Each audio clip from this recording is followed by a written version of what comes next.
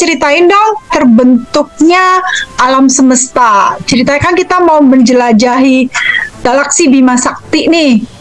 Alam semesta itu tercipta bisa dijelaskan dari banyak teori, ya kan.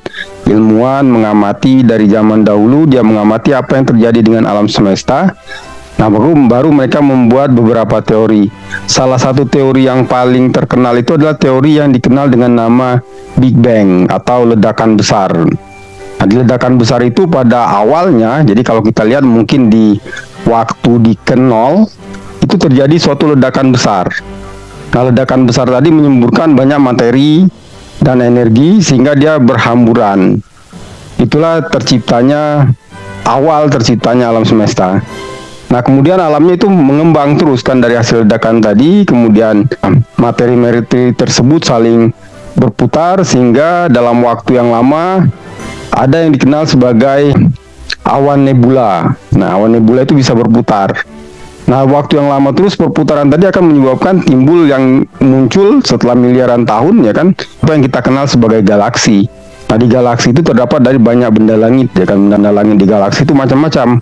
Ada bintang, ada bulan, ada planet, ada meteoroid, ada komet, ada macam-macam.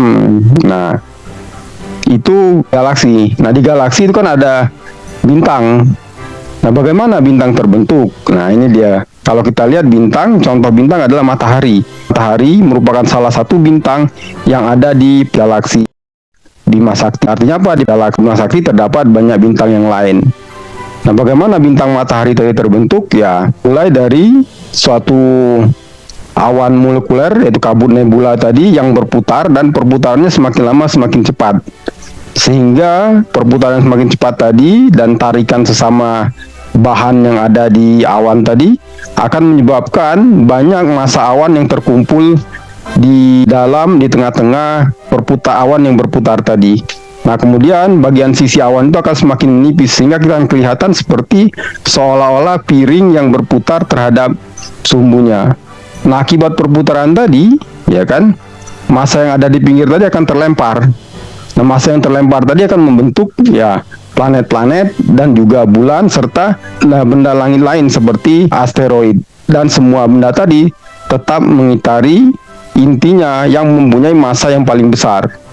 Nah, karena inti tadi massa yang paling besar, dia terus berputar sehingga massa itu akan saling menarik dan maka semakin mendekat. Nah, ketika dia semakin mendekat tadi, massa-massa tadi bisa terjadi bertumbukan sehingga hasil dari tumbukan antar massa tadi menyebabkan si inti tadi memancarkan cahaya sendiri. Nah, karena itu intinya yang paling besar disebut sebagai bintang, karena bintang itu kan salah satu syaratnya adalah dia bisa memancarkan cahaya sendiri.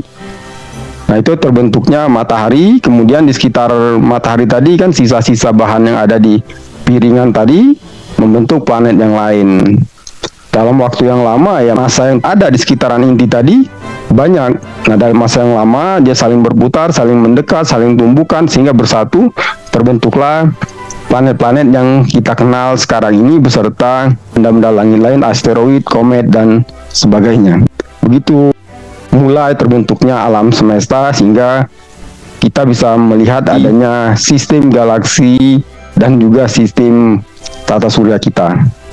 Jadi bedanya tata surya dengan galaksi itu apa, Kak?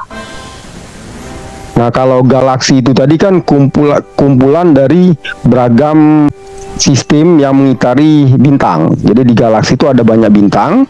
Kemudian salah satu bintang yang ada di galaksi tadi, yang misal galaksi kita, galaksi Bima Sakti, adalah matahari. Nah, matahari dikelilingi oleh planet-planet dan benda langit lain di sekitarnya, itu kita sebut sebagai sistem tata surya kita.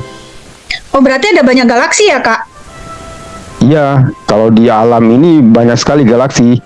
Dan juga mungkin akan terus ditemukan galaksi-galaksi yang lain selain yang diketahui saat ini jika peralatan-peralatan pengamatan kita semakin maju. Oh, berarti di setiap galaksi itu ada bintang ya, Kak? Ada bintang. Oh, pasti ada matahari yang kayak gede yang kayak punya kita, Kak? Pasti.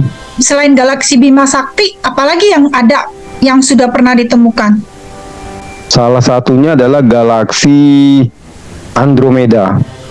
Itu jaraknya jauh sekali karena dihitungnya bukan lagi dengan ukuran kilometer, tapi dengan tahun cahaya, yaitu jarak yang ditempuh oleh cahaya dalam waktu 1 tahun. Nah, dengan kecepatan 3 kali 10 pangkat 8 meter per second, maka kita bisa hitung sendiri berapa juta kilometer jarak dari galaksi Bima Sakti ke galaksi Andromeda.